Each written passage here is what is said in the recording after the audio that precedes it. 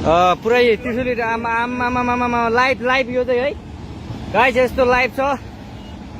ओहो पुरा ड्याम फुटेर आयो यार, पुरा चाइनाको ड्याम फुटेर आएर रहेछ। आमामामामामा ल यहाँ हामीले अब ओहो यार यो पुरै ड्याम फुटेर आएको यो घर गयो यो। ल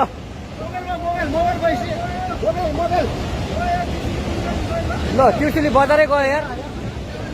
ल गयो यार ओ ए सिलास यता आऊ यता